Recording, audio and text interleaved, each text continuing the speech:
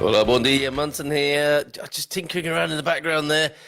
Munson here with the Good Morning Portugal live stream YouTube channel and podcast. And there's so much I want to squeeze in this morning, so much to tell you about, so much for the idea of finishing at 9:30. Let's see what we can do. Good morning to you. Who are you? Where are you? How are you today? Tudo bem? Do let me know. Let's speak Portuguese to each other in the comments. And talking of speaking Portuguese, remember Filomena Pascal? She will be here tomorrow. It's Filomena Friday tomorrow, folks. So anything you want to know about talking Portuguese with a Portuguese teacher, Filomena will be back for I'm hoping we can do a regular Filomena Friday, but we'll get her whenever she's available. So forget the wordplay and the alliteration. If Filomena's available, we'll get her on the show to help you speak Portuguese. Okay, that's one thing I wanted to tell you about. And of course, tonight it's the wine club tasting this organic beauty. So you join us tonight at 9 o'clock on the Good Morning Portugal Wine Club, led by Gary Austin tonight. A beautiful organic Douro red and a very interesting. Interesting if you're a Brit and in any way anxious about Brexit. Tonight, in conjunction with Expats Portugal, struggling to find my words. I'm so excited about all the stuff I want to talk to you about today. Want to call Portugal home before Brexit. That is our webinar, our Portugal calling webinar tonight with Gil de Pereira, who I've spoken to before, who is a great authority on all things migratory into Portugal. And tonight, want to call Portugal home before Brexit. I'm sure that will be of some interest to some of you Brits who are tuned in. Even if it's just like forewarned is forearmed, and if you just want to get all the information that's available, join us tonight. Go book that via expatsportugal.com. I'll mention that again before we close the show today.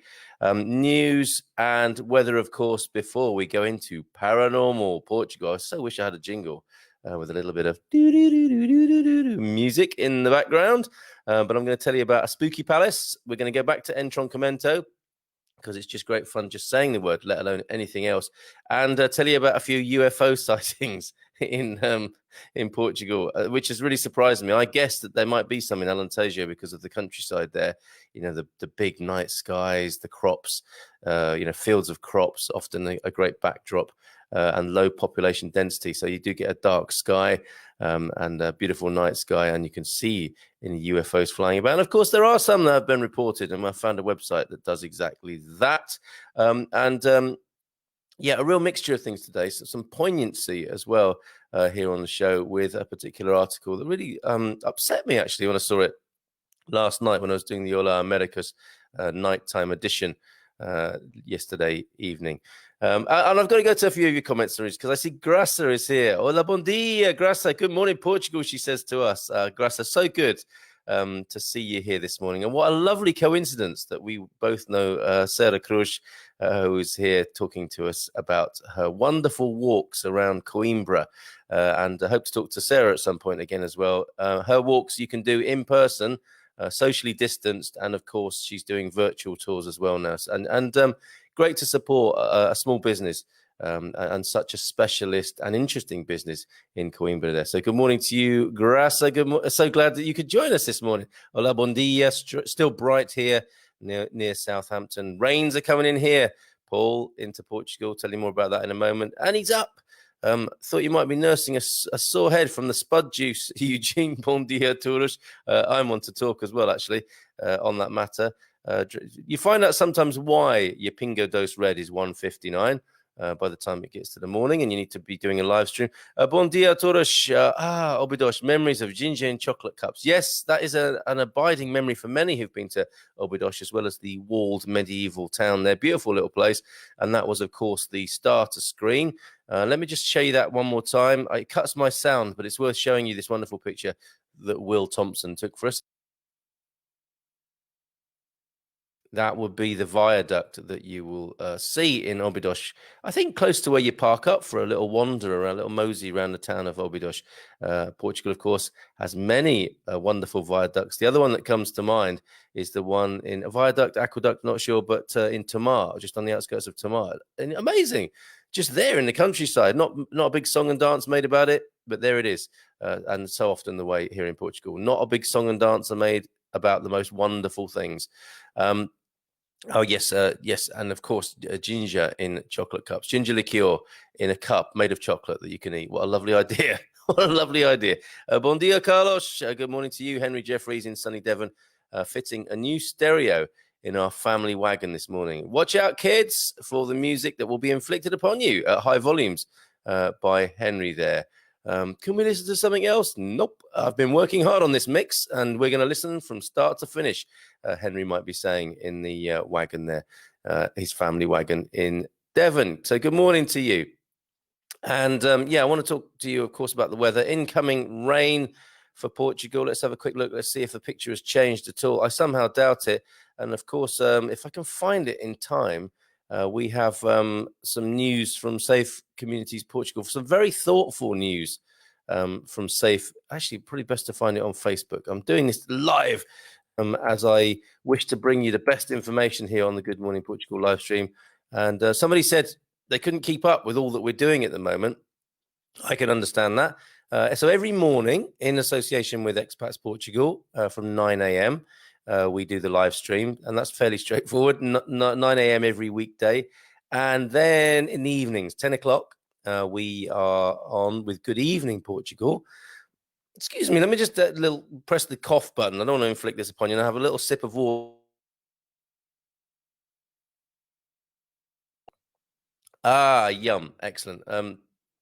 Yes, evenings. Good Evening Portugal, 10 o'clock. Monday evening is our radio show where we treat you to some Portuguese music and the music that people love on their journey here to Portugal, their road trips in Portugal, and the music that they've learned about since being here. That is a Monday evening. Tuesday evening is the news hour where we delve in deeper. Deep dive, sorry to use that corporate phrase, but deep diving into the Portugal news and having a little look around, learning more about Portuguese culture and society. Wednesday, Hola Americas, where we reach across for the transatlantic taster for people on the other side of the Atlantic who want to know more about Portugal and moving to Portugal. Where was I? Yes, that's Wednesday. Thursday, tonight is the wine club. So that's a little earlier. It was thought by some of us that 10 o'clock was too late to do wine tasting. Portuguese people would laugh at that. But yes, expats like to be tucked up in bed by a reasonable hour often. And it's 9 o'clock for the wine tasting. And then 10 o'clock, back to 10 on a Friday evening. And it is the Expat Sport Report. So that just about covers it. And of course, you know, the Happy Homesteaders group on Facebook, where people share all sorts of information, inspiring, uplifting information about growing your own homesteading and creating a little bit of independence and interdependence with your lifestyle as an expat in Portugal. You know, tips on how doing up your homestead as well as what you grow there, and the good news of the things that you are growing. Lots of lovely photos of people's produce, which is a highlight for me over there on Happy Homesteaders. And our blog, of course, let me just put in a link to that. Coffee.com/Carl Munson, ko-fi.com/Carl Munson. You can always go there to find out what we've been talking about on the morning shows and any other important information we're sharing, like Portuguese vocabulary. A little digest of Portuguese vocabulary goes up there at the weekends. We take the weekends off, and I think that's a good idea. And everyone, has a great weekend and then comes and talks about it on the Monday morning on the Good Morning Portugal live stream. So back to the matter in hand and to the weather and the preparations for the weather in anticipation of this rain that's coming today. Apparently, we are told Lisbon at the moment, 19 degrees, mostly cloudy, rising to 24, and rain is on its way for the next 4 days in the capital. Similarly, next 4 days plus another 2 in Porto, currently 19 and mostly cloudy, 26 degrees to look forward to, and similar temperatures, although cooling off towards the end of the week and into next week, where the rain will persist. So in the north and in central, expect rain for the next few days. Coimbra, the sort of weather pattern we get here in Anadia in the Aveiro district, 19 degrees and partly cloudy, 28 the high today, so still going to be nice and warm, but 5 days of rain forecast. And I have managed to find what Safe Communities Portugal are advising in terms of responding to the deluge. Very thoughtful over there.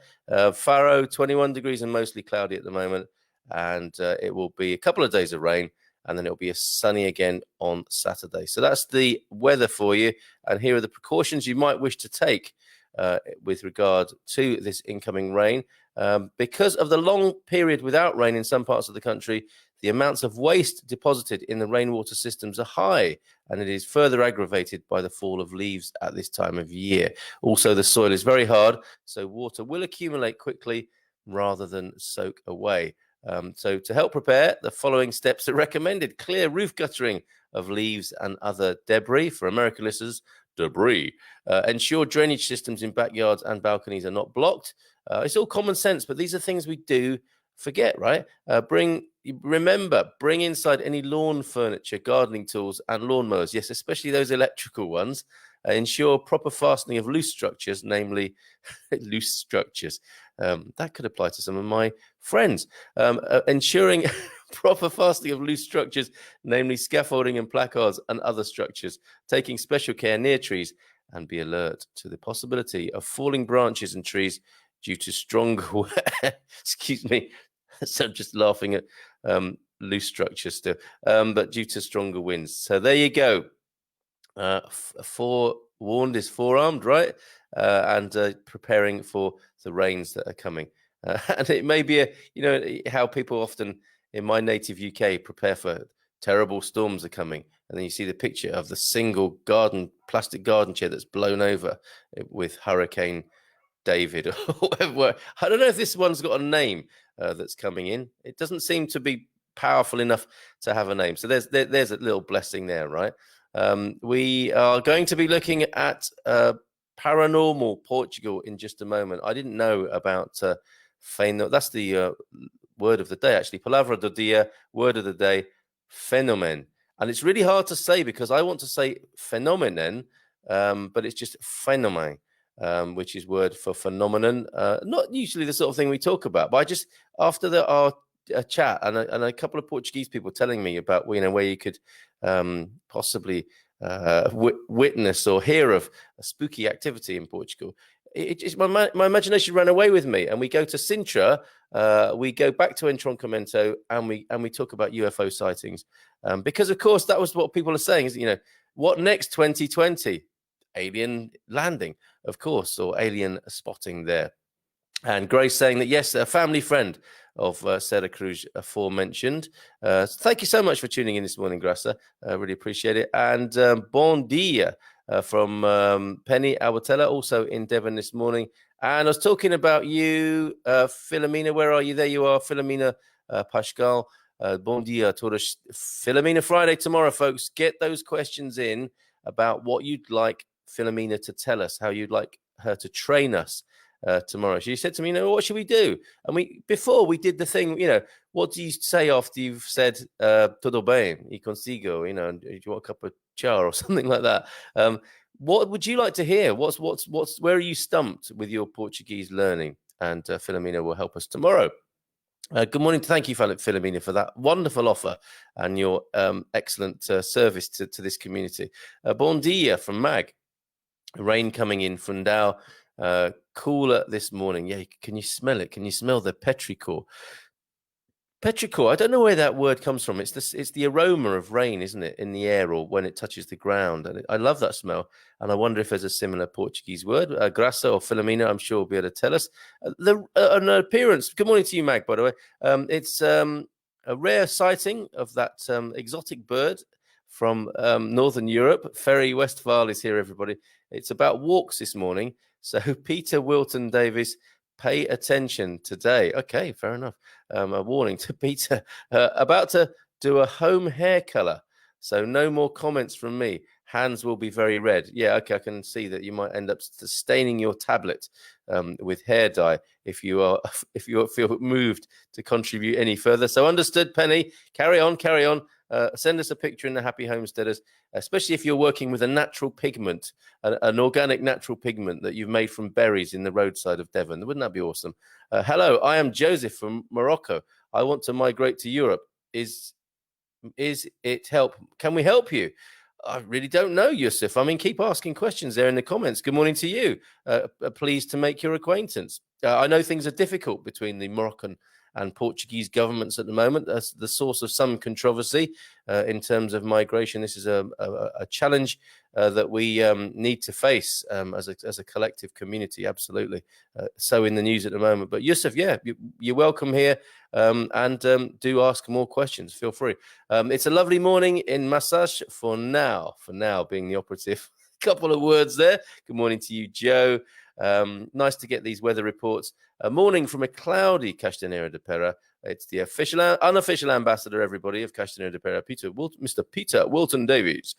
Looking forward to the rain this afternoon as Ferry and I are going to the taberna for a beer, wine, and petiscos. And that'll be a lovely scene, won't it? The pair of you sat there under an awning as it pees down onto the ground outside while you nurse beers, wine, and snacks. How lovely. Fenomeno. Isn't that the word of the day? It is the word of the day. Look, fenomeno. Oh, I see. I've been corrected here. Oh, Google Translate. Why do you do this to me? Okay, I'm gonna change it. I wonder if I can even get the accent on there, because there's the thing. Got that to think about. All this time I've been writing hola, and I haven't put the accent on the A of hola. I need to stop that ticker tape right away and at least put an O on the end of that, don't I? And maybe we'll get around to doing the accent as well. So is that better? No, it's good to have a teacher around, isn't it? Phenomenal. Yes, I think I've got it right now. Apart from the accents, go back to that a little bit later. And there is Ana Lucia. We have a lot of language help and pronunciation help today. I've always found it amusing how much time the British give to talk about the weather.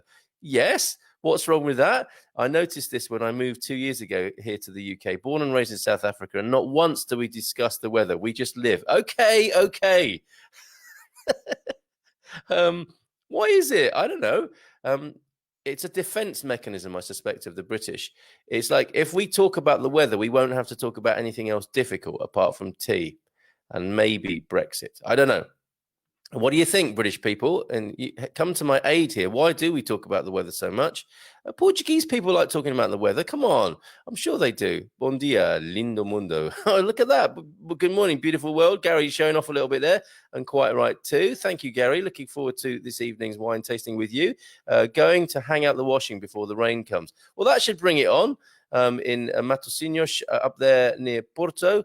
The site, many people know Matosinhos for the IKEA that's there, but also a favorite of, I understand, of Portuguese people. I don't know still so much, but a seaside destination for the Portuguese, and a fascinating part of town. I've been there for a little mini conference, and it's amazing what's going on. It's a startup area, isn't it? Entrepreneurs gather in Matosinhos, in near Porto there. So good morning to you, Alan. Get that washing out and bring it on. Maybe clean your car as well while you're about it, and leave your boots outside the door to see if that can make it rain, and then do a little dance. Bon dia, Carl. Just tuned in and pleased to hear Fenomeno is back. Me too. Finally got my residencia today after weeks of delays and bureaucracy. Only to be expected. Yes, we've told you about this. Chill, calma, tranquilo. Looking forward to improving my Portuguese muito rapido. I don't know if that's correct or if you've made that up, Dan, but yes, she's here tomorrow. What else do you want to know? That's funny, Carl. Tea? No, we don't ever, unless it's hot, and we say going to the beach. So that's the only time they will mention the weather, the South Africans. Or are you talking about how the Portuguese? No, we don't ever talk about the weather. I'm sure Portuguese people talk about the weather, and it is pouring in Cascais at the moment already. There you go, from Shelley. Good morning to you, Shelley. Great to have your company this morning.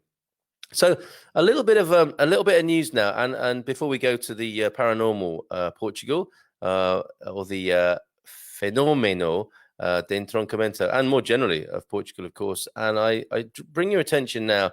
This is a change of atmosphere, really, and I feel like I really want to mention this. It saddened me to see this, and it's not specifically Portuguese. It's the thing I've mentioned before about the state of the world we're going into post-pandemic, and the chaos that this whole phenomenon, or the pandemic, and of course how it's being, it's not just the virus, is it? It's how the pandemic is being handled and the socio-economic impacts thereof.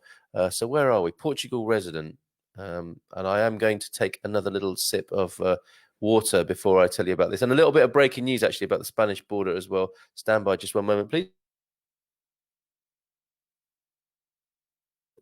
Oh, that's better. It was a cup of tea. Finished my tea. Now onto the water. So I'll do this breaking news first. Authorities meeting on Friday to discuss possible closure of frontiers with Spain.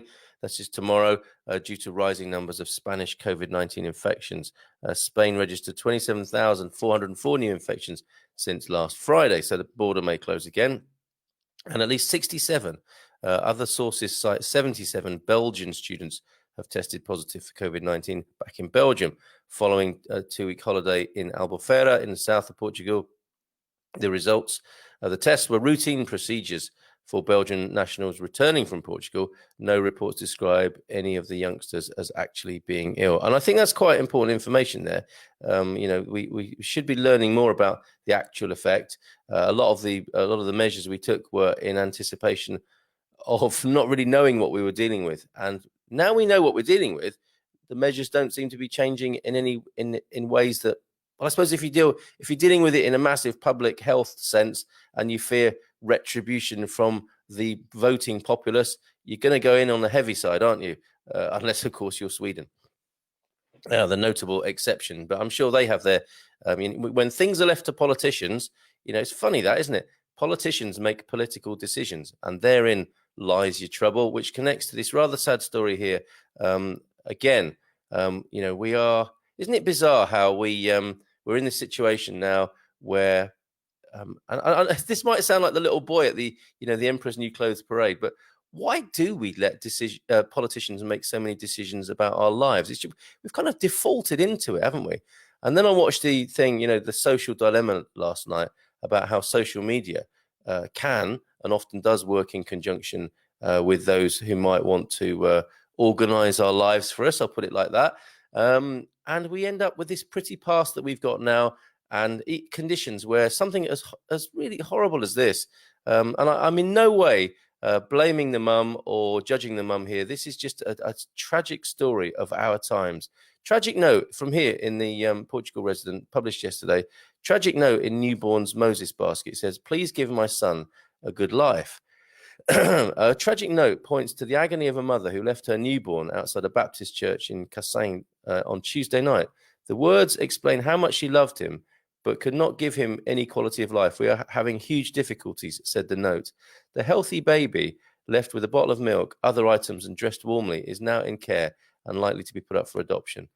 His cries alerted people inside the Baptist Centre around 10:30. The public ministry is to decide now which authority should investigate the incident. And there you go. Everything important, isn't it? We have this bizarre situation where it's everything important in our lives, like the fate of this little miraculous little mite here, is now left to the public ministry. What happened to us? What happened to us? On the one hand, does anyone trust politicians? And then on the other hand, we seem to give all our important decisions in our lives to those very people who we say we don't trust and are massively cynical about. What is going on? And you couple that with a world where wealth is transferring, as we speak, rapidly from the hands of the many to the hands of the few. Like a tiny amount of people own most of the world's wealth. And that, of course, is connected to a tragic story like this and her mother, this child's mother's words. "We are having huge difficulties," which prompted her, in the society we live in, to give up her baby. I mean, I'm so shocked and saddened by that. I know it's not a new thing. This has happened throughout time, obviously, but we are living in arguably the most progressed time on the planet. And I know we've had a really weird year, but you would think that weird year and these conditions and this happening might make us think, hold on a minute, we really haven't got this right. So come on, humanity. I'm prompted by the pandemic and what's happened with, how precarious our lives are in terms of, how close we are to poverty. And there's enough resources around for that not to be the case, for this mother not to have to do this. But they, it's like those resources are not in the right place. We are organizing things in the most peculiar way, such that something like this happens. This to me is a sign that it's like, you might say a good society is one that can deal well with a situation like this. I would argue that a good society doesn't let a situation like this happen in the first place. And that's a lot to do with how we do our politics and how we do our economies, I believe. So there you go. Some very sad news there. And I feel a bit sort of weird, like going from that to Paranormal Portugal, but very interested to hear what you've got to say about that. That can't be right, can it? That really can't be right. So just a few more of your comments before we do go to the other side of things, as it were, the otherworldly. Excuse me, just 1 minute. It does kind of choke me up reading that story as well. Bon dia, it's the start of the weekend in the Middle East. Okay, cool. That sounds good. And does it extend to late on Monday? That's how weekends should be done, right? And again, going back to these socio-economic points, there are enough resources around, I think, as well, for people to not have to work so hard and in the way that we do. I mean, we've learned something, haven't we, from this working from home, WFH business.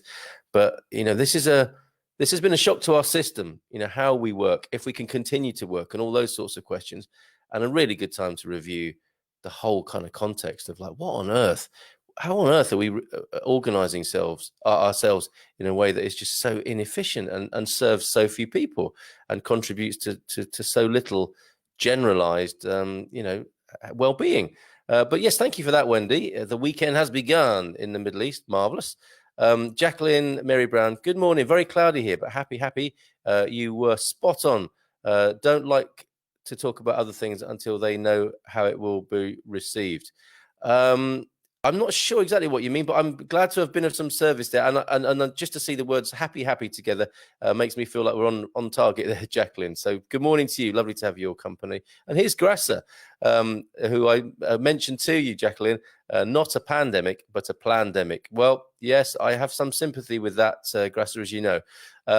Ola from rainy southwest Portugal. Google uses Brazilian. Okay, I use Deep L and Lingui, which are amazing. I'm gonna have to make that transition myself, aren't I? Lingui sounds like such a great place. The name alone makes me want to go there. Lingui. Thank you, Boaz, for that. Really appreciate it. And I'm sure that's a recommendation to other people as well. We gave away our power. We can't take it back, but it takes a lot of courage and persistence. Sorry, we can take it back. Phew, that's a key mistake on my part. Correction, everybody. We can take it back. We gave away our power. We can take it back, but it takes a lot of courage and persistence. And I know you have that, Jacqueline. And I take my inspiration from you in that regard. So thank you for making that point. Weer in Dutch means two things: the weather and again. So when we talk about the weather, we say stop it, please. We don't talk about the weather. Then there is usually a smart guy who says, when we do it again, weer.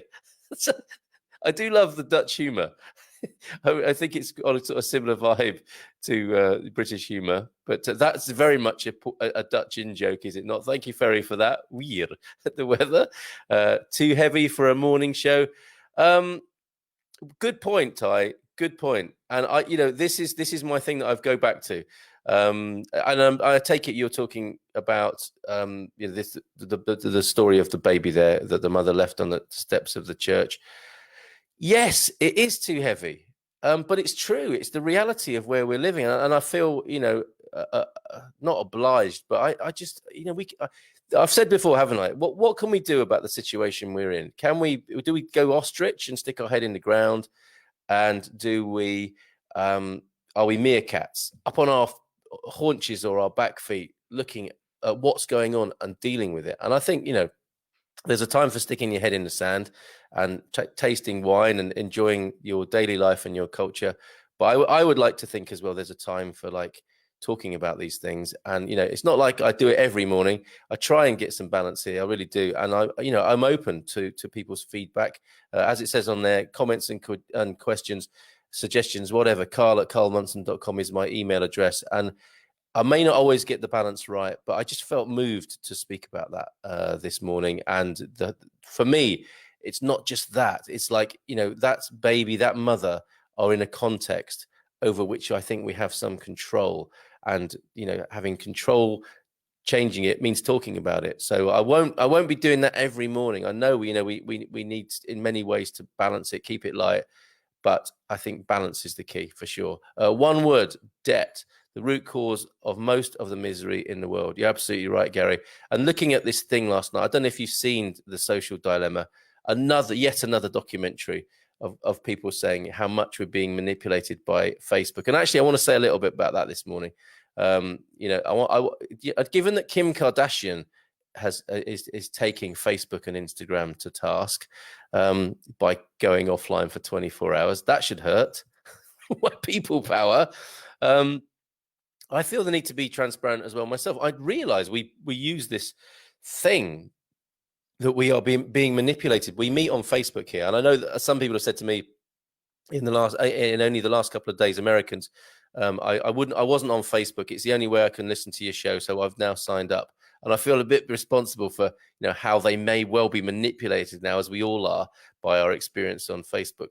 And again, it's like balance, and it's a mixed blessing, isn't it? This has a dark side to it, the being on this platform. And I'm grateful at the same time. I would not be able to reach out to you in this way, and we would not have created this wonderful community we've got here if not for this technology. So it's a real mix. I mean, just so you know, I don't pay for Facebook advertising. I think I've done it once. It's not part of my strategy. I want this to grow organically. I want this to be crowdfunded. I want you to know that, I don't have huge aspirations for this to be a world dominating brand. I want to be able to feed my family like that mother did. And so people who contribute directly to the livelihood and well-being of my family. And I try and keep that a kind of crowd-funded community matter. I don't want to manipulate and use ads and target people and all that horrible stuff that is clearly going on. I'm trying to keep it as organic and free range and locally sourced as I possibly can. And what we're doing here, I think, is we are talking person to person through this technology, and we're making incredible connections through this technology. And it's for us to I suppose, manage our own experience of that. But it's a pretty chilling documentary. But that's my view on it. I do not want to be doing all these horrible internet marketing things where people become numbers. I don't want to be a number to you. I don't want you to be a number to me. We talk to each other like human beings here, I think, and we have a very human community, despite it being all electronic. And I think we're doing a pretty good job, actually. And I think you're right. I think you're right, Gary. But just for the sake of me standing shoulder to shoulder with Kim Kardashian and saying what I want to say about Facebook and Instagram and social media generally, this is what is it? I don't know, a necessary evil. We could put it like that, couldn't we? So yes, and I believe that to be right, Gary. And it doesn't have to be like that. That's the thing. There's enough resources and money in this world for everyone to be okay. Portugal's got massive gold reserves, isn't it? And I'm not meaning to single out Portugal. It's just the context that we're in. There's a massive gold reserve, and there's a baby on the steps of a church. What is going on? Good morning, Carl. The story about the baby is truly disturbing. Our system has failed so many folks. And I think Frank, like me, is saying our system, the world system, neoliberal capitalism, not Portuguese. Portuguese, I think, do it in a pretty good way, given that it's a terrible system. But here we go. Our system has failed so many folks. Can't believe this is still going on. It's a heavy story, but needs to be talked about. Cannot always bury our heads and fake happy while others are miserable. Believe me, I can do fake happy, and I do. But I think it's about balance as well. So that's why I shared that this morning. Thank you for that, Frank. And see you tomorrow night for the Expat Sport Report. You see, there we are. We live in balance. We talk about sport and wine and the heavy duty things here as well. Was there no one in the church that could just take the baby in and bring it up and find the mother to take in as well? Then it would really be like the Moses story. Yeah. And that's what I thought, Jacqueline, when I saw that story, this baby in the Moses basket. Oh, it's often these such powerful stories that can bring about change in our societies. And that's another reason why I mention it. This could be the baby in the Moses basket in Portugal, could be a story so powerful that people think, enough, chega, enough of this. This is madness. This is happening in this day and age in a world of such plentiful resources, and we just got them organized wrongly. So I agree with you. It could be the new Moses story, couldn't it? Penny says, red hair color, gloves off for the Mo, as I feel so sad about the mother and baby. Yeah, we got you to take your gloves off. It's a gloves off comment from Penny. We are voters and have to take responsibility for who we give power to and their ulterior motives. Sad times when the wealth is being siphoned off for the few. Absolutely. Penny, and thank you for taking your gloves off and saying that. Really appreciate it. I see a lot of talking, but I don't see any positive actions being taken by individuals. Well said, Ty. That is also true. We are all human beings, frail as we are. When all is said and done, a lot is said and not much is done. I totally get that. And so what could we do about that? What could we do as a community about that from here? I know you're a person who sees an ill in the world and takes action on it. And I think there are a lot of people with integrity like that in our community. So I get that point. And, I'm sure there may have been people in the church who would have said, no, you don't need to leave your baby. We'll take you in. We'll help you. But of course, there's a lot of shame, isn't there? And embarrassment around where we can find ourselves in life, such that she may have felt more comfortable. I mean, I'm sure she didn't feel at all comfortable, but more comfortable just doing that than having to face people and the possible shame. It's such a terrible part of our society, embarrassment and shame. But I take your point completely, Ty. And if we can organize ourselves and do something, let's do it. I mean, we are a community. We have a focal point, and perhaps that's something we can consider. And if not now, then sometime in the future when we, are more galvanized or whatever. But I like to think of myself as somebody who, takes action on things that I find intolerable. And I take that point as well. I have my limitations as well, as we all do. Bon dia from Belgium, from Janny. Young people can be infected in Albufeira or before in Belgium. They only have slight symptoms. Yeah, and I think this is the pandemic aspect of it that Grassa might have been talking about. People being infected by a virus can be used in all sorts of ways, can it not? 67 youngsters who are now testing positive. I suspect they're going to be fine. We see from the numbers, don't we, that the mortality is not around young, healthy people, and viruses by their nature are in people. So it's not enough to just test people and then say, wow, this is terrible, people have got the virus. That's just how viruses work. We need to dive a bit deeper into that, don't we, and see what might be going on in the bigger picture or the deeper picture. We're not going to do Paranormal Portugal this morning. I've completely hijacked myself and captured your hearts, I think, and minds with what I've been talking about. I'm really not sure what to do now, except to maybe carry it forward. But hello from Australia, says Wissam Yusuf Al-Zindi.